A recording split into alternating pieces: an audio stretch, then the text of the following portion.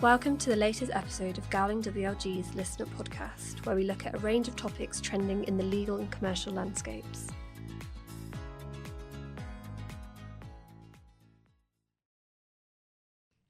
This podcast is about Trump and tariffs and the excitement that Trump has all introduced into our world over the weekend. We brought together two international trade lawyers to discuss it.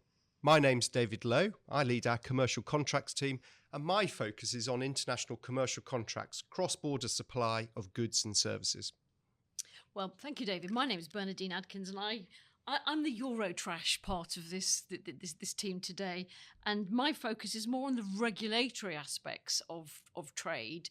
And having lived for many years in Brussels, also I'm always very interested in from an EU perspective, as well as the UK and US. So, Bernardine, today, Wednesday, 5th of February, the last 5 days, a lot has happened. Tariffs in, tariffs out. Where are we today? Okay, so those of you who are, watching the news Saturday, tariffs announced by President Trump of 25% on Canada and Mexico, followed by then a later announcement of 10% on China. With respect to Canada and Mexico, the accusation was that they were failing to curb immigration, and also, as with China, they were failing to stem the flow of fentanyl, which is used recreationally, a very, very nasty opioid. And then what? The world held its hands up in horror on the Sunday, and then on Monday, I think it was... Yeah, kept changing around. So there was basically Canada and Mexico have had a reprieve of a month while they're trying to address these issues about immigration and fentanyl. And some people actually have said this isn't so much a trade war as a drug war. So who knows? Do we have a genuine trade war here? Is this really about trade, or is this really that Trump is basically want to be seen to deal these problems, these issues of immigration and fentanyl? Contrast China, they still have the 10% with effect immediately on the trade there, which actually query whether China should take as a favor, because during his campaign, President Trump said that he would impose a rate of 60% on all Chinese goods. China has responded in a measured fashion, so it has imposed tariffs in a measured way, as one generally tends to do. In a so-called trade war, what you tend to do is, okay, how can you tactically, proportionally respond to, putting it crudely, hurt the other side without hurting your own economy? So what they've done, they've imposed tariffs of 15% on US coal and liquefied natural gas, while they've put 10% on crude oil, agricultural machinery, cars, pickups. So it's targeting about £14 billion worth of goods, about 10% of US trade. But also, and I think we're going to increasingly see this, is a more sophisticated approach to this tit-for-tat trade game, warfare, whatever you want to call it. And it's not just about crude imposition of tariffs on goods. You're also looking at services as well. So Beijing has indicated it's going to launch an antitrust probe into Google, who's already had its search engine blocked in China. Also, we're seeing export controls, not just tariffs, which is interesting, on things people want, on rare earths. So China's put export controls on their rare earths, effective immediately. They've also added a couple of US entities to an unreliable entity list. So, as I said, you're seeing a more sophisticated, measured approach from China, and we'll see what pans from that. And of course, it's hard to predict the future, isn't it? Nobody really knows what Trump's going to do next. That, as ever, that he would say that's his trump card. Excuse the pun. Sorry, dreadful pun. Yet things are still very much evolving. He's only just now nominated who he wishes to be the trade representative, a gentleman called Jameson Greer, who was the chief of staff to the previous US trade representative during the previous Trump administration, a chap called Robert Lighthizer. And he's a lawyer, so maybe we should be thankful for that. I don't know, it depends on your view of lawyers. But in terms of him understanding the notion of the rule of law and trying, if you can, to respect WTO rules. But he's got quite an interesting background. He spent as a youngster, I think from 1998, 2 years working as a Mormon missionary. Guess where, David? In Salt Lake City? No, Brussels. Brussels? I mean, talk about the triumph of hope over experience. So he's got some idea of how good the food is in Brussels, if nothing else. And then he worked briefly, just 2 months, as a clerk in the European Court of Justice in 2017. But he's I don't like these cliches, but he is described as a hawk, very much aligned with the Trump notion of, US has been wronged and we're going to use trade tariffs as an instrument to try and leverage some form of economic advantage. Okay, so Bernardine, we don't know what tariffs, and we don't know when, and we don't know which countries, but it feels pretty certain to me we're going to have tariffs of some description. Possibly, but as I said earlier, we are in a much more sophisticated world than that. And the EU, I would imagine it will try and respond in a measured, proportionate way whereby things don't escalate and get out of hand. And in Trump 1, it imposed, as before, tariffs in areas which would arguably be more symbolic, perhaps, or hurt America but not hurt the EU. So, for example, it imposed tariffs on Harley Davidsons and Levi jeans, of all things. Oh, Bernardine, you're going to lose out there. I buy vintage, please. And so now it has tooled up. It's got this thing called the anti-coercion instrument, which came into force in 2023. And with this, it can aim its sights at the big US tech giants, essentially. So, and it has been used more recently against China. And it gives a whole new smorgasbord of possible instruments that the bloc can use as against any country that it feels is inappropriately using the trade rules to gain inappropriate leverage. So it could do things like block the commercial exploitation of intellectual property rights, software development, software download, streaming services. It could block foreign direct investment, restrict market access to banking, insurance, and a whole range of different possibilities are there. But isn't the EU usually really slow? You have been reading the Daily Express too much, I think, there, David. Yeah, that's a cliche. But if you look at when it needs to act fast, it does. And if you look what happened during COVID, it moved quickly there. But also more recently with sanctions, invariably the EU were certainly acting faster than the UK. The UK would perhaps do a press release. We'd all be sitting there, fiddling our thumbs, clients desperate to know what was going on. Whereas you already would have had something would have happened in the EU. And also we got guidance. We got fast guidance. 27 member states, but we got a lot of guidance out, which made it a lot easier, in fact, for companies and business to understand where they were. So that's one of those misnomers. When the EU needs to act on this, it can. And also, I think it realised that it needs to move fast on this. It needs to move fast on this because, of course, with this instrument, for example, anti-coercion, it needs to get a consensus. But we saw more recently, renewed with the sanctions going on with Ukraine, which some people said maybe it wouldn't happen, and it happened. So I think they will move if they have to. So before we carry on exploring that big world of international trade policy and so forth, I think it's probably worth just a few comments on here and now of contracts, which is obviously my area. And because I was thinking over the weekend, what would I be concerning myself? Obviously the starting point is looking at who in a contract is going to be responsible for changes in currency and duties in the contract. I mentioned currency there. That's not all about tariffs. Tariffs then have currency consequences. The dollar's got a lot stronger. And so depending on which side you are of that and the impact that has on the currency of the contract, that's going to be relevant. So it would obviously be sensible in significant contracts is to look at who's going to be responsible for duty changes, who's going to be responsible where currency is changing, and for currency, obviously making sure the right hedging is in place. But that's very loyally, isn't it? Looking just at the delivery point, the contracted Incoterm for delivery. If you've sold DDP Incoterms 2020, that means the seller is responsible for export and import duty. But I'm being a lawyer there, we're looking at the end. Obviously, there's a supply chain behind that where duty is going to come up as a cost. And so, people's procurement team should be working out where are we vulnerable to duty increases on the price of goods? And if the price of goods then go up, what does that mean for the contract? A question I often asked at times like this is, won't the force majeure clause get me out of jail? Can't I just step out of this contract that's now become onerous because I can't afford the duty, I can't afford the increase in the duty in the supply chain? And the answer is, well, it will depend. Depends on the clause. But probably it won't protect you. The way an English court looks at a force majeure is that it's an allocation of economic risk between the parties.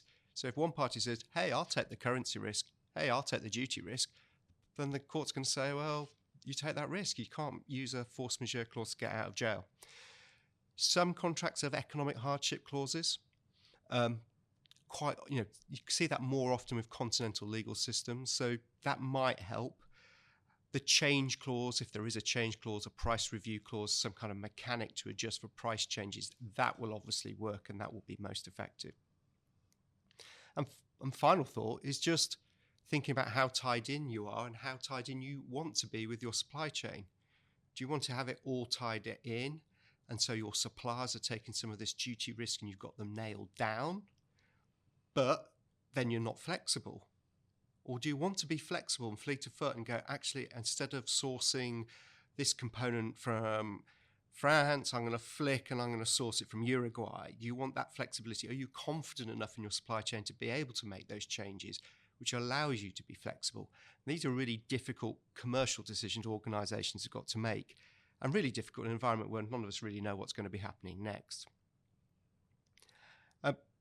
Bernardine, I mean, I've mentioned there changing your supply chain and sourcing from different places. I mean, I read a bit about China plus one strategies. So people selling into the US wanting to avoid China tariffs going, hey, I'm not going to buy in China, I'm going to buy in Vietnam instead. What do you think of that? I think in that case, you need to be quite sure of the origin of those goods. So query whether they're circumvented, they're actually of Chinese origin, in which case they, even if they are traded through Vietnam, they are still going to be subject to US tariffs. Or, worse still, you'd be accused of circumventing the tariffs that should otherwise apply. And that's not a good thing in terms of reputationally, and also in terms of being hit by anti-circumvention duties as well. So I think in such circumstances, it's important that people are very aware of the origin of what they're buying and are sure of that.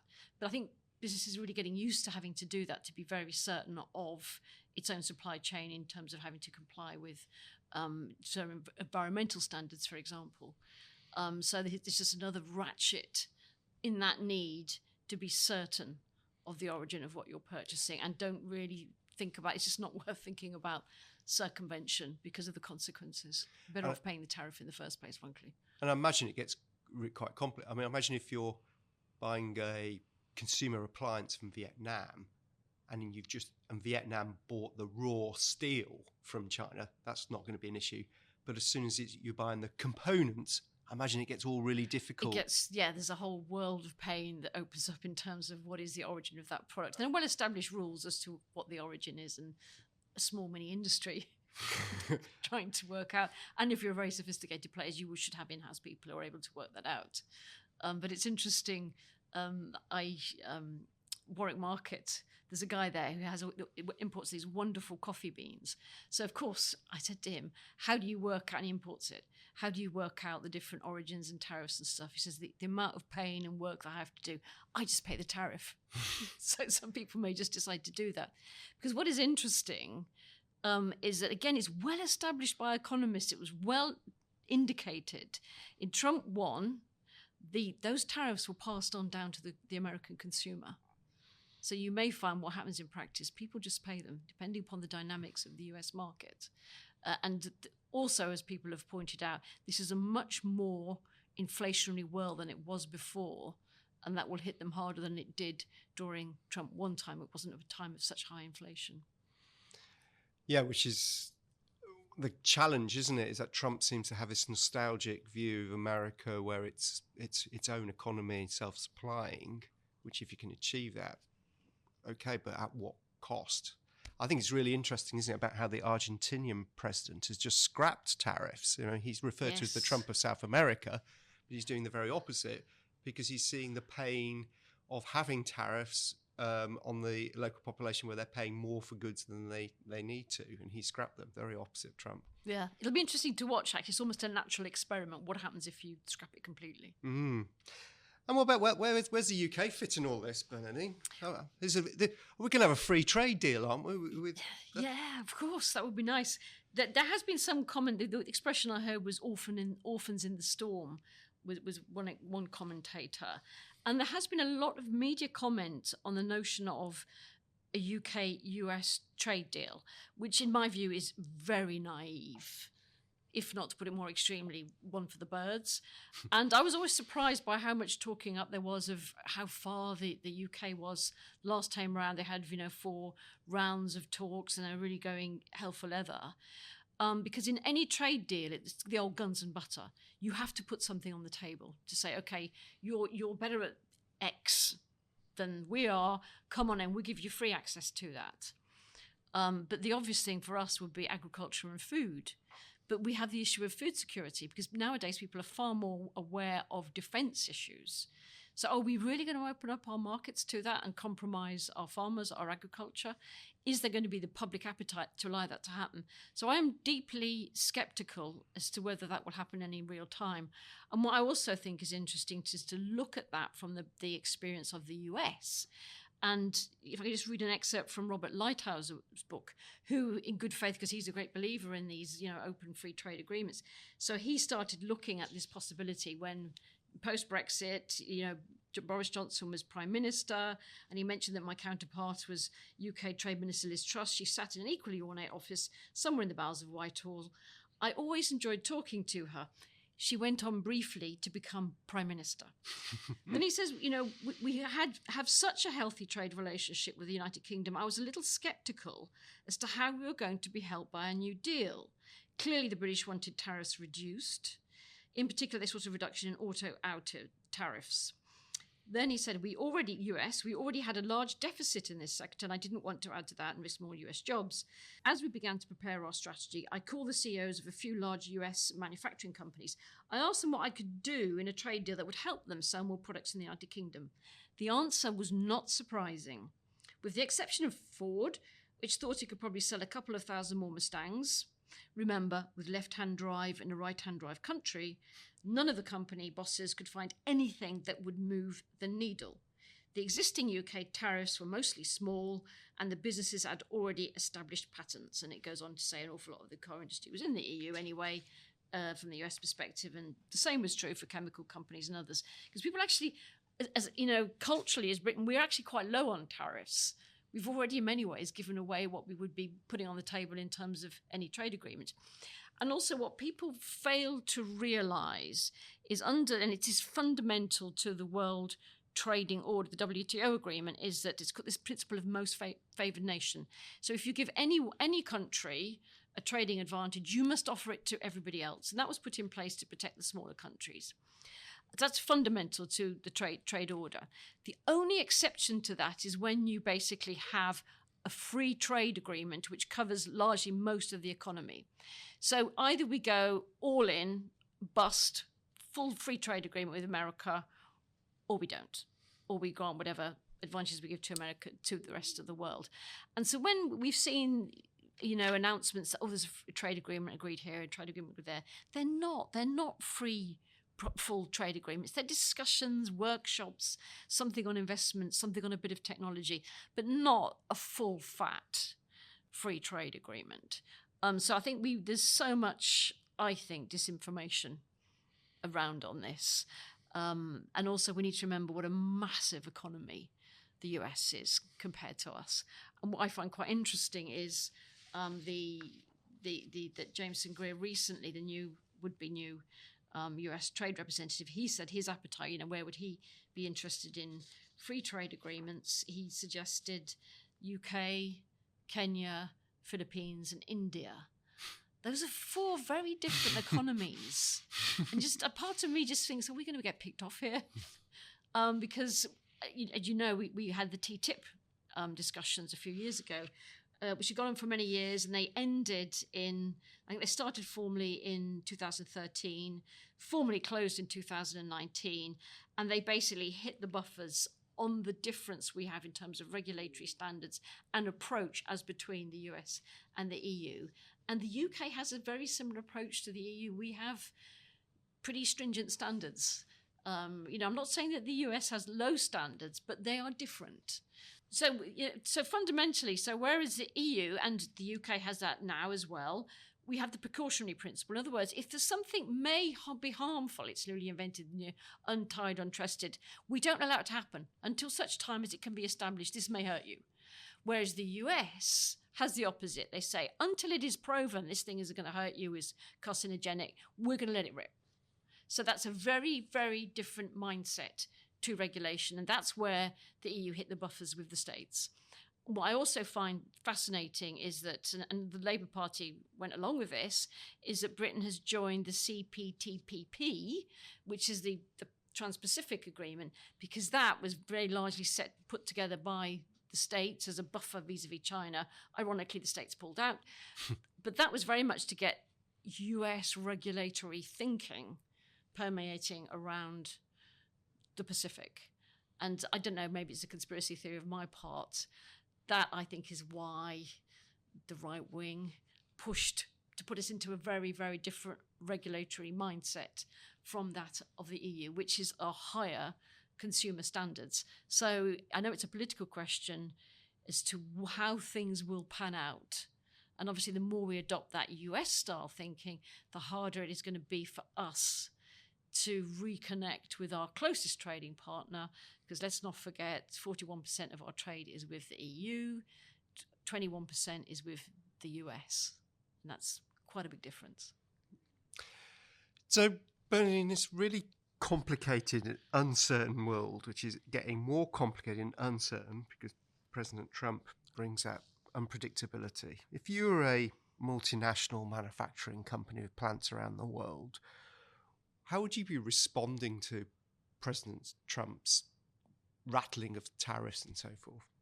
Yeah, I would be a very British expression. It would be keep calm, carry on. I think people really need to hold their nerve, because we've seen, there's an object lesson to us all, is how quickly things flip and change.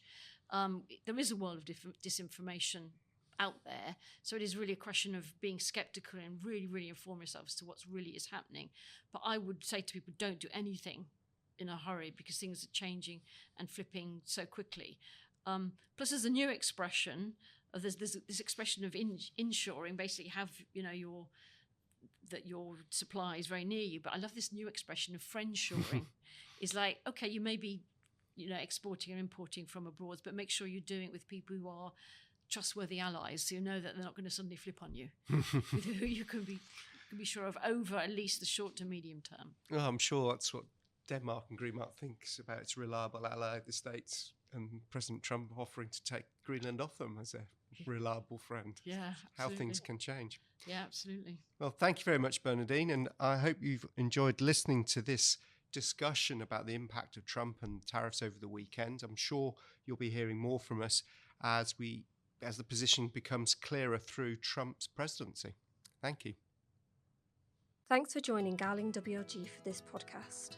If you enjoyed this episode, be sure to check out our website at gowlingwlg.com for more useful insights and resources. And don't forget to subscribe to ensure you join us for our next episode.